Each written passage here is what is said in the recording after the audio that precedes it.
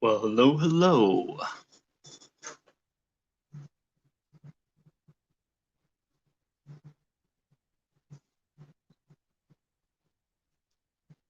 Anyone watching? I am just tweeting out that I'm live.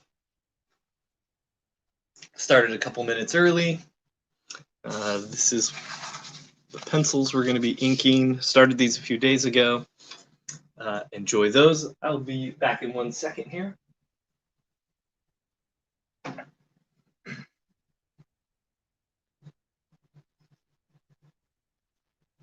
Keep thinking I spelled ink slinging wrong.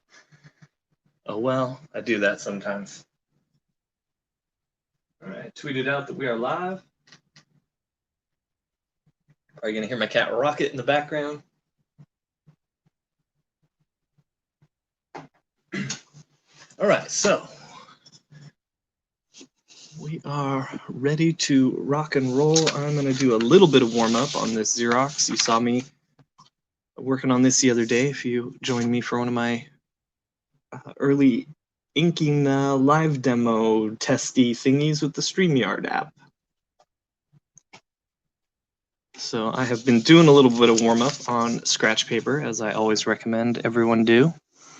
Get that hand loosened up, get those fings ready to fing, get that brush nice and sharp.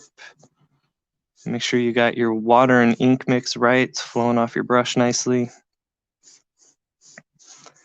I do want to get back to doing late night inks this week. I'm going to try to do late night live. I wanted to do it the other day after we did our little test, but we were having a lot of fun promoting the last few days of City of Rot, Spencer Desmond and Jeff Elkins' book, edited by Kayla. And of course, Kayla, I'm drawing a blank on her last name right now.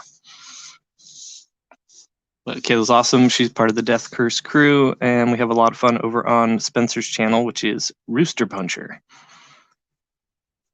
They did a 6-hour live stream last night, closing out their City of Rot campaign. And I hopped on and was telling a story about a time that I was on the Nerdist show on BBC America back in like 2012 or 2013. As part of their Comic-Con roundup, I was live in the crowd with an art desk and doing live drawings. I need to adjust the lighting here. It's too dark.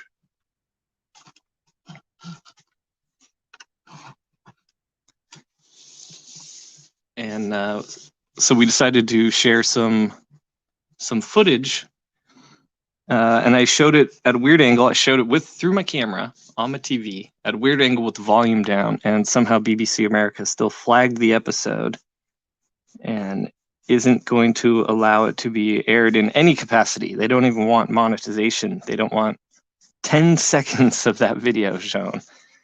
So the entire 6-hour stream was then canceled. All right, who we got here? Oh, hey, Gable Pennyshot. Hail, Gable. I don't know if that's your real name, but I like that name a lot. That is a great name or great character name, Gable Pennyshot. And now I feel like it's might be something from literature that I should know, but I'm a dummy.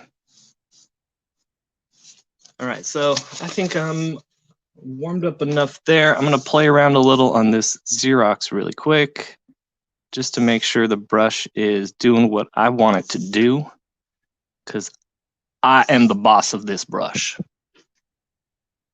All right, whoa, Jeff Elkins, my fault. Yeah, buddy, I know. I was like, hey, let me brag to these youngsters about how I used to be cool and show them this video. And then the entire internet was like, no, you cannot. But yeah, Spencer did say it was a weird message. It was unlike any sort of flagging message he'd seen before. Which I get if he's trying to suppress voter information about the Kanye race. Because we all know Kanye won. He really won. But they're never going to let him.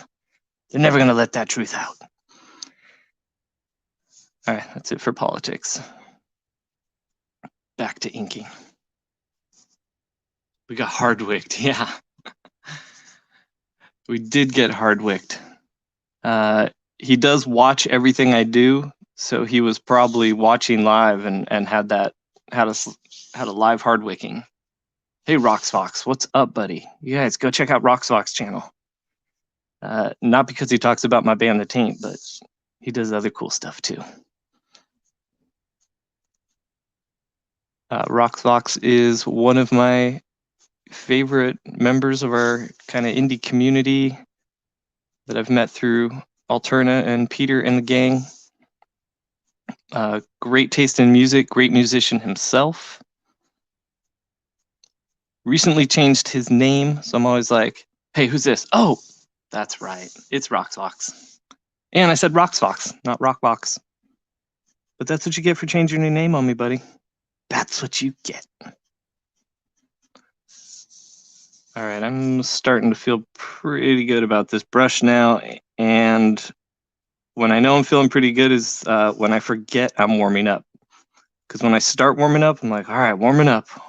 Gotta do this, gotta do that, gotta make sure these lines are right and this or that. And now I'm just at a point where I'm like, just inking without thinking. And that's what you want to do.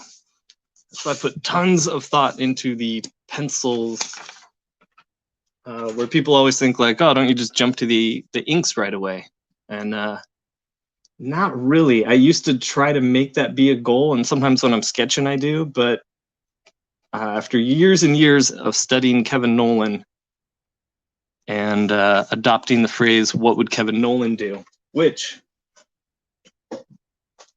even though it's spelled wrong, a friend of mine made this plaque for me because this was the motto that Joe Weems and I had for our sort of little collective studio we had. Oh my, it's very dusty from being up on the wall.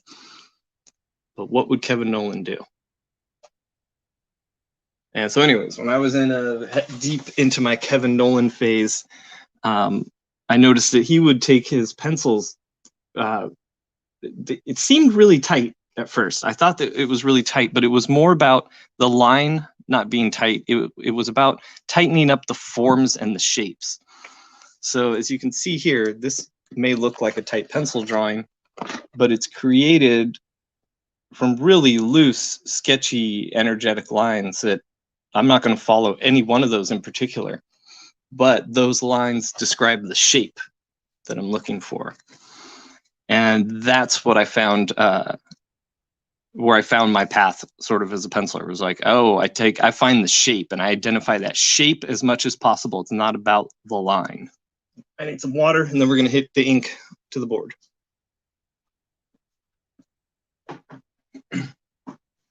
All right, one more little dip of the brush. This brush's name is Stinger because she is so sharp. We're going to start down in this corner so that we can move away from any wet points or wet lines. And none of these lines are, none of your lines ever have to be final. If they're heavier lines, feel free to build them up.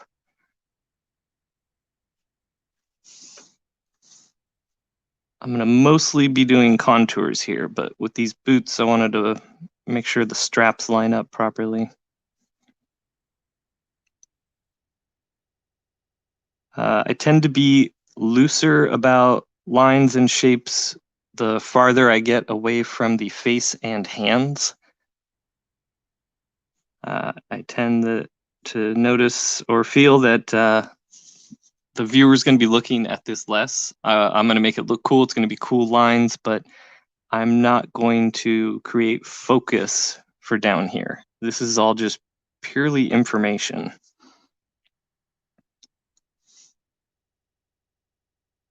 The main piece is about the soldier stepping out. It's about his look of determination.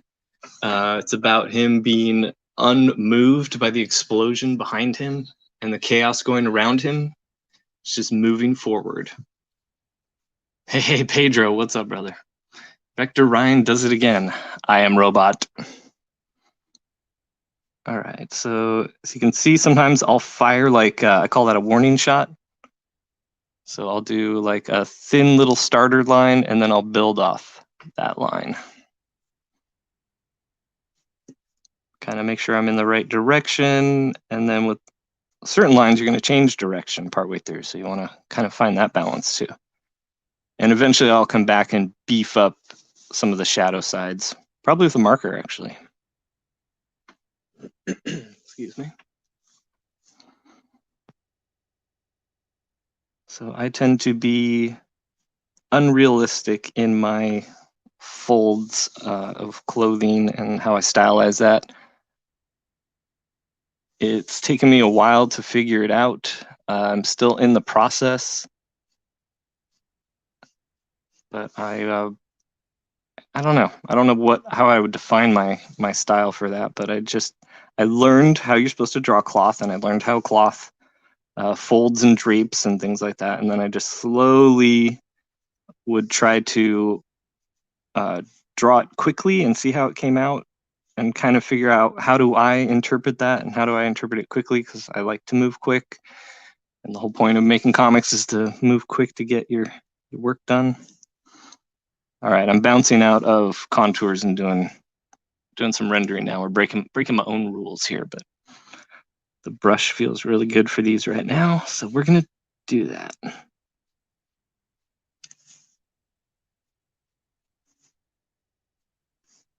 This is going to a collector buddy of mine that has commissioned me before to do a Virginia Mountaineer, female Virginia Mountaineer, which was one of my favorite commissions.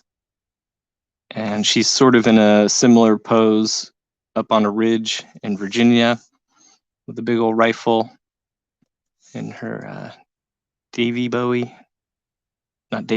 outfit. All right, this is the little skirt of his shirt coming out from under his belt. It's gonna be folding up over his thigh here, so we're gonna hit that.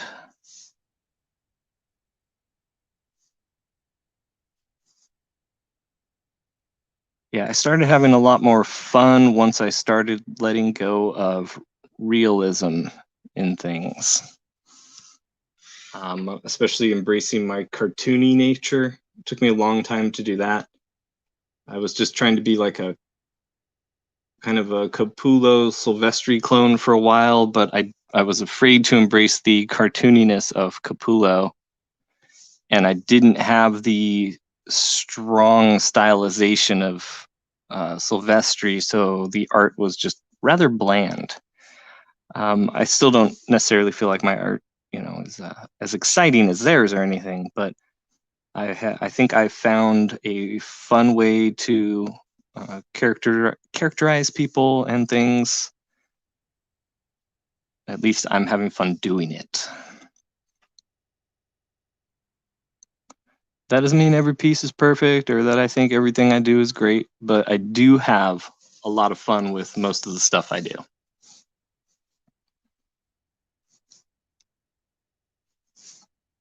All right, so I didn't quite say everything I'm working with and working on like I like to in the beginning. I am using a Raphael 8404 size 2 brush. I may switch over to a 4 later on tonight to do the heavier blacks, shadows, and things like that are going to be incorporated into the muddy earth below him, and then he's going to have a lot of shadows and folds as well. But that's going to be on a later episode. Right now, I really want to just focus on the contours and getting his shapes outlined. So that was the brush I'm working with. The ink I'm working with is nice and simple. Rapidograph Ultra Draw Black India ink. Goes off the brush nice and doesn't lift up much when you erase. Not necessarily the best or my favorite ink, but it's been working for me lately. Every once in a while I switch it up. I'm going to be trying some Dr. Martens here in the next week or two. Excuse me. And paper, this is just the cheap, I don't call it cheap, it's not cheap, but it's the lesser expensive Bristol board by Strathmore. They're 300, which used to suck. I used to hate I hate that stuff so much. And then something about like 2 years ago, they kind of changed the formula and it was more like their old school 400 board, which used to be really expensive. So I imagine they had a bunch of people complaining. So they fixed it up, and I've found this to be very similar to the Smooth DC board. So I was willing to bet they talked to some DC artists. They did not talk to me, as I was not a DC artist anymore.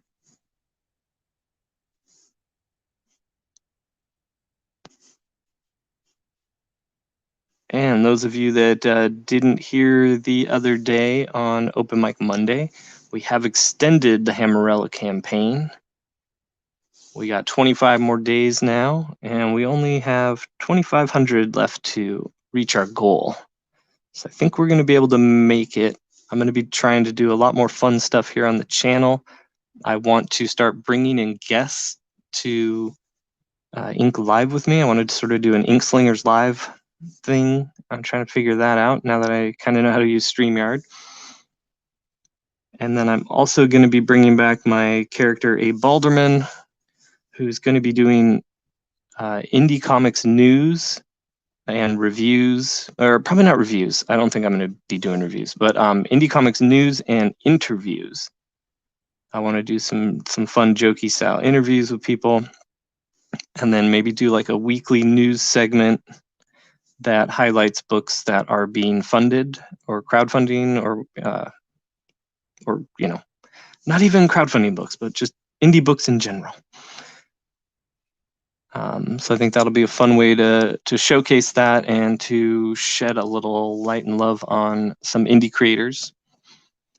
And I won't just be shedding light on the big dogs, because they all got a lot of light on them. So I'm going to be showcasing those projects that I think need a little extra light and a little extra love and might not be getting it.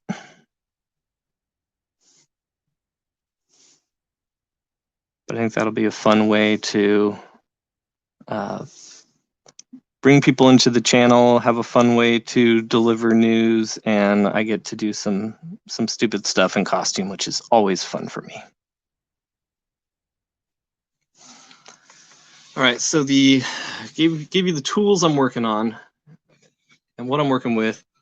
What we are doing here is a commission for a friend. It's a doughboy from World War I, U.S. soldier. GI Doughboy is what I call him. The original commission was lost in the mail, and I am recreating it for my friend and art collector. Let's see who we got in the chat right now. Oh, hey, we got a bunch of people. You look down and start talking, everyone shows up. Colin Swinburne, welcome, always. Jeff Elkins, congratulations to Jeff on City of Rot funding and closing last night. William C, hey buddy, good job on your draw along with Robert Geronimo last night, man. Those sea monsters were killer, dude. And Art C Designs, what's up? Good to see you, Art C. I love that that logo that Art C has. The AC with the exclamation point. It's very cool. It's very positive. It's got an awesome vibe. Probably look good on the corner of a comic book. All right. I'll give the brush a little water. I'll give myself a little water. Now we're gonna load our girl up with some ink again. The brush is pretty wet, so I tend to either have a paper towel on the side or a scratch board that I can wipe off some of the excess water after I wash it off. You can also use the inside of the jar to sort of scrape it off in a sense. All right, dip your brush 2/3 to halfway, like I always say. Oh no, I just dropped my brush. Rookie move. Look at that. Look at that. She fell on the ground. Everything. She's still got her point. Trooper to the end. Trooper to the end. All right. See that? That's the honesty you get with the Ink King. I didn't have to admit I dropped a brush there. But I will never lie to the peoples.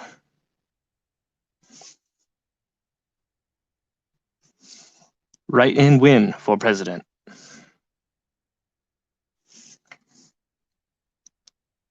I do have a friend who has always written himself in as president. Gotta respect that. I think he even has his wife do it too. Or I don't think he has her do it. I think she does it too. I don't care who people vote for.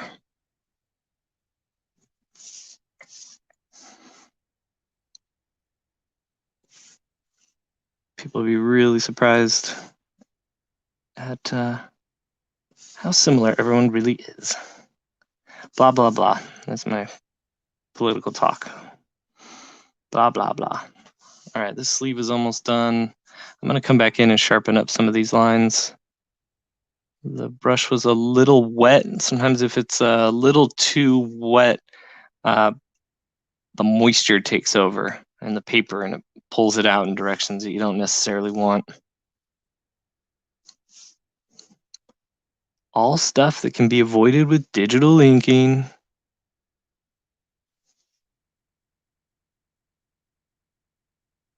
Max arc angle, you draw a line. Looks very shallow. What is the max arc angle you draw a line? It looks very shallow.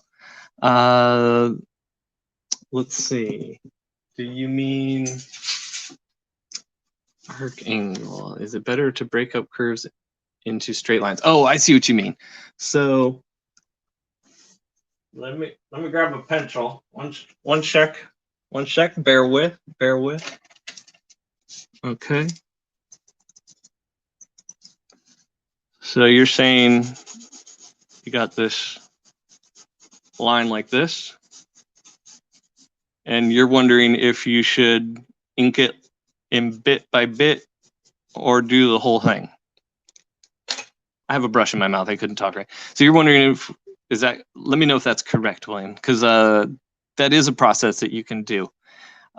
If you have this long line, you can go bit by bit because basically the mechanics of the wrist, you're really comfortable when it's straight, right in the middle. You pull back here and you can bring back, and then you can push a little further too. And that's when you can taper a line off, was with that flick going from center and then away from the wrist.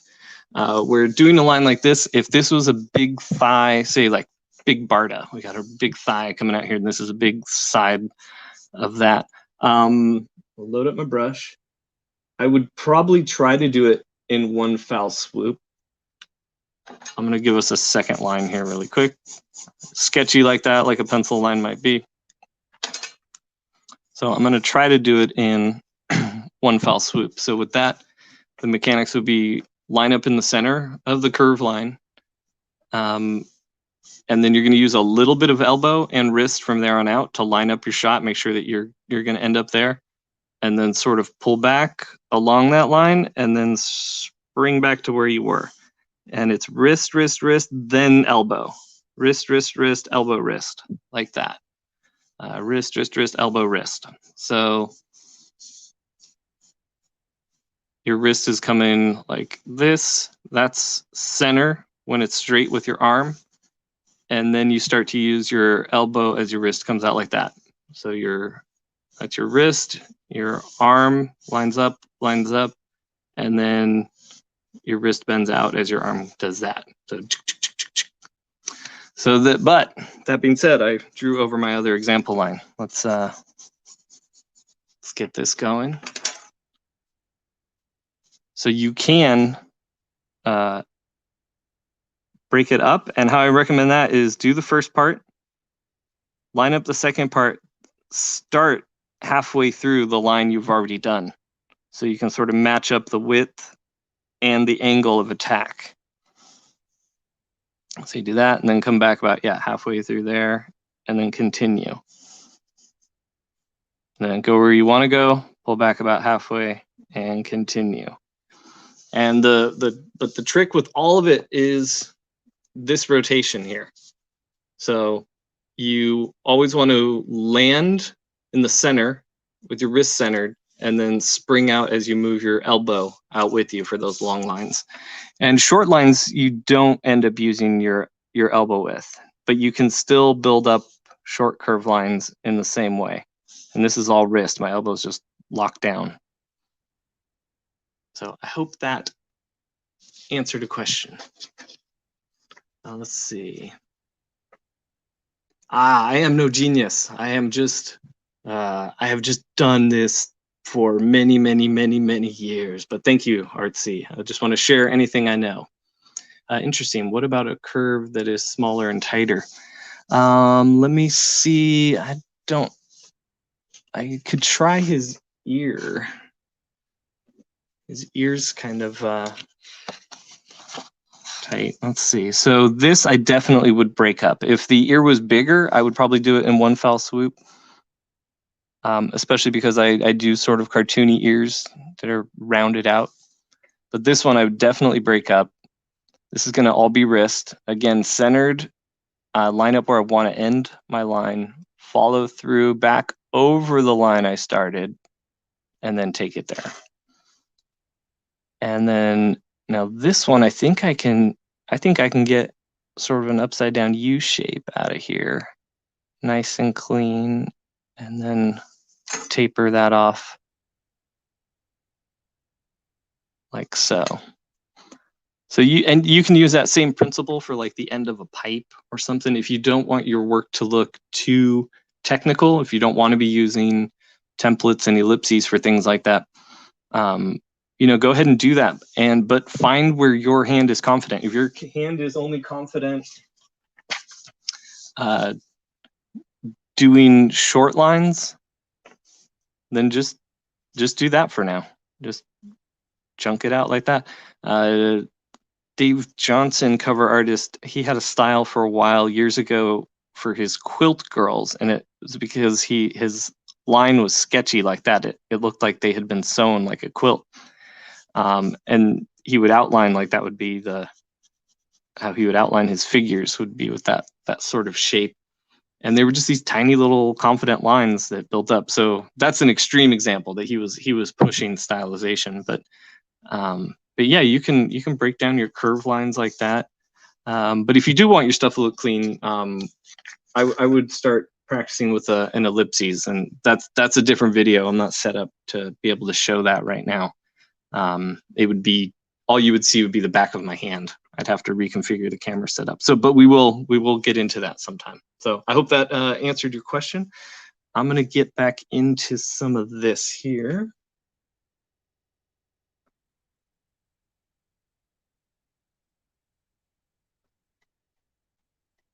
All right. So we got some little details, like he has this wool undershirt they would wear. I mean, I tell you what, the Doughboys had it tough. And any dude that was a doughboy that fought, pulled himself out of those trenches up into battle and came back to tell about it, boy, that's somebody I wouldn't mind meeting. My grandpa fought in World War II, lied about his age to enter so that he could fight. Aged up appropriately while he was in the Navy, and he was on the Omni Bay, and while they were in the Pacific, they were hit by a kamikaze. And my dad recently found footage. Oh, my grandpa made it, by the way, sorry. But my dad recently found footage of the event, and we think we can see the moments basically around where my grandpa bailed on the boat. There's some footage from another boat of dudes bailing off the back, and that was where my grandpa, his story was. He'd been up on watch duty. The kamikaze went right past him. They were trying to fire on it. They couldn't hit it. And yeah, at least according to my grandpa's story. See there how I built sorry, back to my grandpa's story in a second, but you can see I built the strap of that out of other short lines instead of long, smooth lines, because it's made of nylon, and I kind of wanted to have a more jagged texture. So yeah, my grandpa was up in the tower on the boat. Kamikaze came down like right next to him, hit down below, huge explosions. And man, his stories of the chaos on the boat. And then the next day, the boat that rescued them was hit by a kamikaze too, and he made it off that. So he had some pretty crazy stories, but I've never talked to anyone that had been involved in trench warfare. That's gnarly.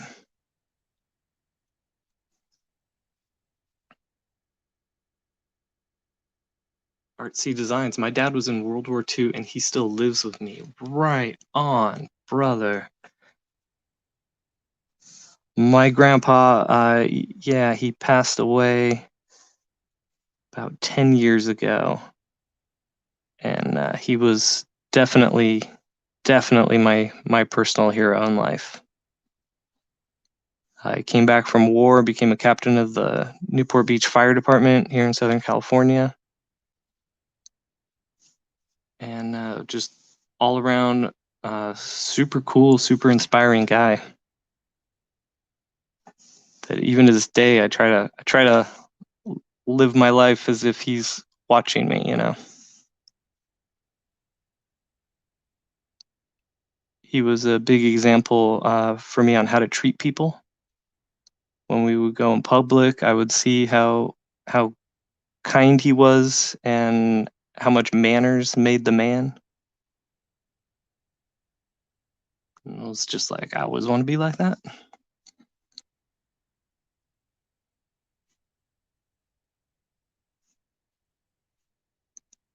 Well, I'm glad your pops is still with you, Art. That's awesome.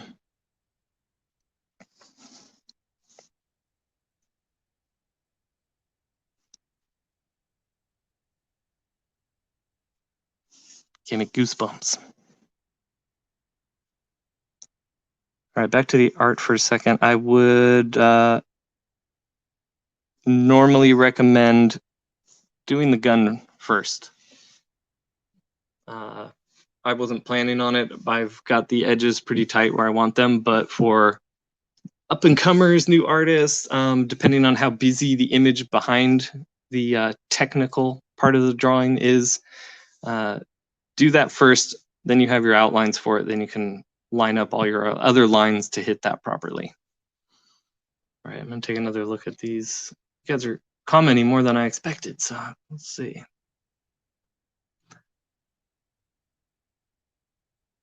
All right, so that info worked for William. Awesome.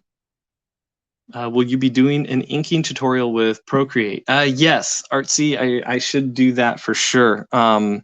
That should be something I do regularly, as I really like inking with Procreate, and I think it would be kind of fun to do a demo with that. Oh yeah, I forgot I can highlight these. I'm so dumb. Like this. I hear the Spanish Inquisition is also really into spam, egg, spam, and spam. I love when there's other conversations going on in the chat. Colin, my great grandfather was in every European engagement done by Commonwealth forces in World War One. Never talked about it. Yeah, that had to be some brutal stuff. I mean, existence alone was brutal back then.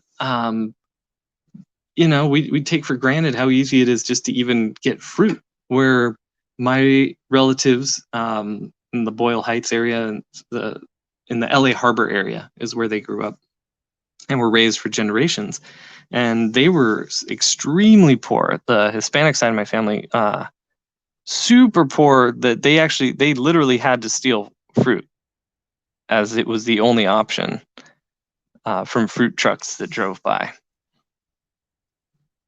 And it was funny, they felt ashamed of it their entire lives, but when you hear how bad they had it in their stories, you're like, nah, it's cool. Take an apple, kid.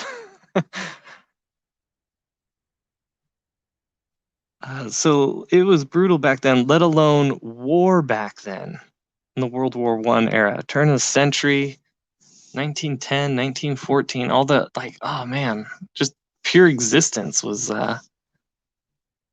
brutal. I mean, we're barely civilized in the cosmic sense. All of this is so new. This is why I always think we're doing better than most people think. There's a bunch of chaos, there's a bunch of nonsense, but overall, I mean, we're monkeys that figured out Amazon delivery. That's kind of cool. Anyways, but yeah, mad respect to Artsy's dad, Colin's grandpa, all those heroes, man. Dudes like this, that it's one of the things I tried to capture with this image was that fighting spirit, that, you know, moving up out of the trenches, up onto unstable ground that's been designed to keep you out, with explosions all around you, your eyes on the prize, unfettered and focused. Medicine was a kick in the nuts back then. Literally, that was what you hey, you got an infection? Kick him in the nuts. Yeah, reading about old medicine it's like a horror movie. It's basically what Blumhouse did. They like broke into the history books and they were like, "Hey, let's just make horror movies of all this stuff that actually happened in medicine."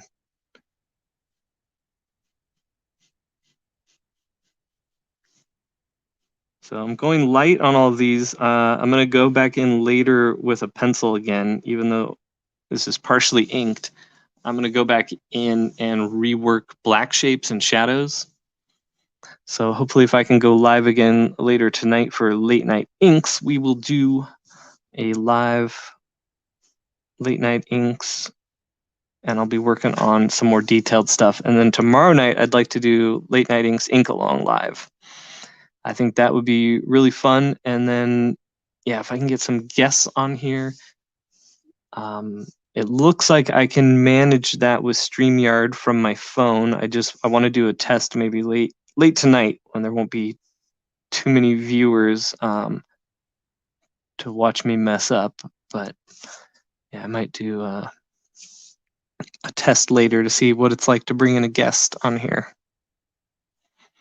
And I'm trying to figure out like how I can use this channel to be helpful to people, you know, like take specific inking questions, maybe give some sort of critiques. I'm not big on the critique thing. A lot of people want me to do that. A lot of people are really bad at taking critiques. I don't know if I want to deal with that, but you know, that's something we can consider.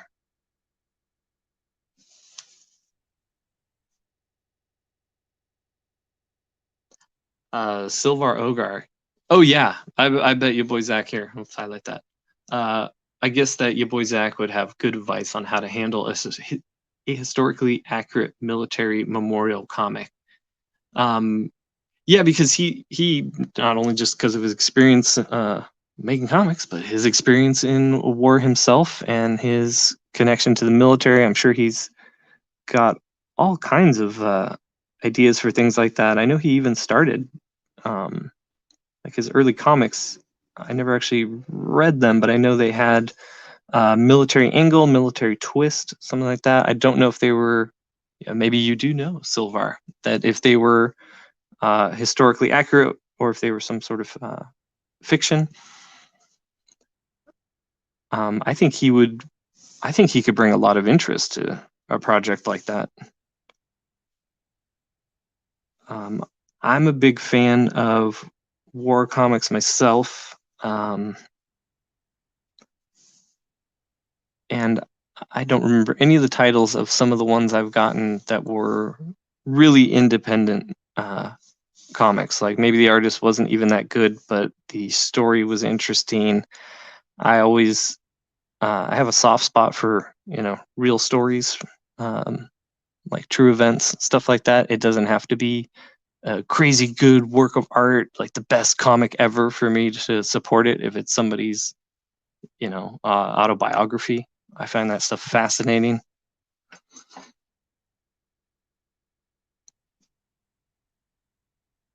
But also, I don't see. It's one of those things too. I bet if you brought it up to Zach, that yeah, he could do a really good job with it and he'd have fun with it, but the audience might be smaller or something, because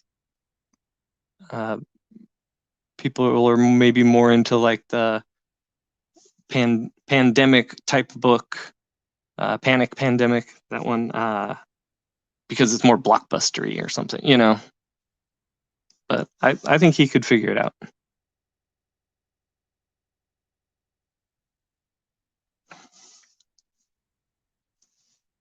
All right, I'm gonna save the face because I want to noodle on the face a little more later, and I'm gonna do the hat later too, the helmet later, the hat. Like it's a costume. I think we're gonna go and we're gonna get juicy here with music, please. Da da da! I am here. It's Brenda. Brenda, she's sassy and crafty. Don't mess with her on Twitter unless you're posting pictures of cats. Brenda. Let's see. I'm trying to get a copy. Online research says he has got into making comics to make sure we never forget the heroism of Marines he served with. Yeah, you know what? That sounds. Now I remember. Yeah, he did. He took some true to life tales, huh, and made some comics of them. I should check those out. Noodles are for Italians. Hey, I'm ink in here. Forget about ink. All right, and there's my get me canceled Italian voice.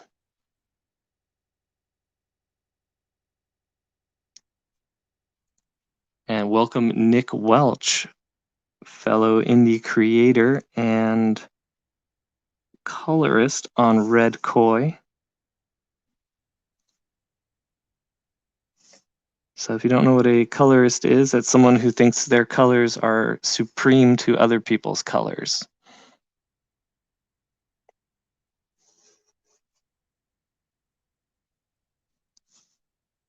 Just kidding. Obviously, I'm just kidding. But I did see people, that was a take like a year or two ago online. People saw that comic colorist had colorist in their name and thought that they were colorists, as in someone who is tonally racist. Like if you are a person with brown skin, but you're against people with darker brown skin.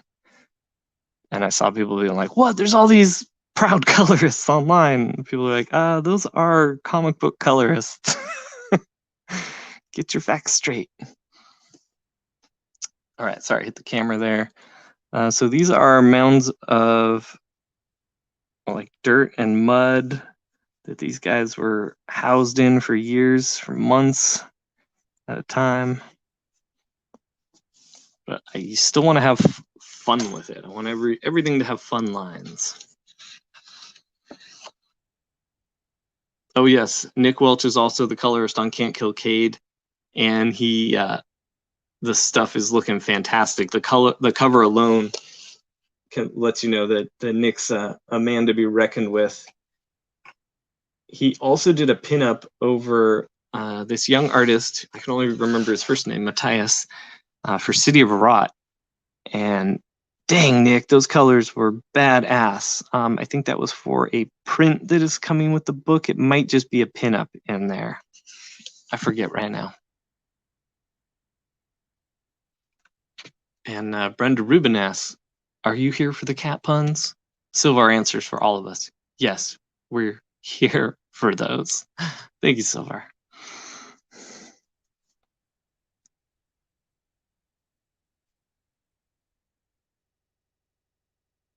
As mentioned before, but she won't get tired of me mentioning it, Brenda is crafty, she is sassy, and she is an awesome friend and fan that made some Gods and Gears coasters for us. We've got them up on display in our kitchen now.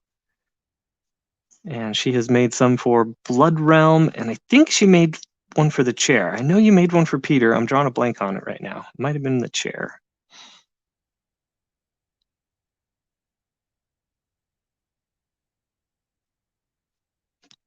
And let's see, you guys are chatting together. All right, P should be shipping me some Nick Welch work right now. Awesome. I need to put in an order with Peter because sadly my shop, they still haven't figured out ordering Alterna yet. I don't think, since they left Diamond. So I need to catch up on some stuff that I didn't realize was out and that I didn't have. I'm dying to read Tinseltown. That's one of my favorite series. Lucarelli is one of my favorite dudes, and I can't wait to read Losing the Light. You know what? I started doing the barbed wire. I'm gonna save the barbed wire because I want that done with a pen. The brush is a little bit soft right now for that.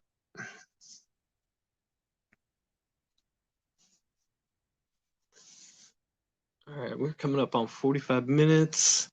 You know what? I think we're gonna be closing out here. I need to get to cooking some dinner. This is basically as far as I wanted to get. That's pretty good. With all the chatting and stuff, which is really fun. I didn't think we'd get this much done, but we did. And I hope I was able to answer most, if not all of your questions. That little bell you hear ringing, that is the brush in the water jar, washing off the used ink.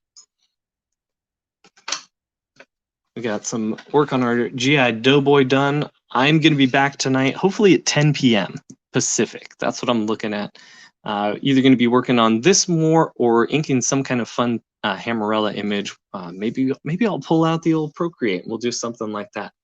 So you can finish up your conversations. If you got any questions, ask them now. I thank you all for stopping by and watching. Make sure you hit like and subscribe and all that stuff. If you haven't checked out Hammerella, there is a link below. We've extended to 25 more days. And we have added 16 pages of Dean Kott's art. We are going to be adding It Came Out on a Wednesday story to the back of the book. And then he's also going to be drawing 5 additional new pages that are going to start off the Hammerella story and end the Hammerella story. So it's going to be an awesome package. So if you haven't, check that out below. And until next time, take care of yourselves, take care of each other, and take it easy.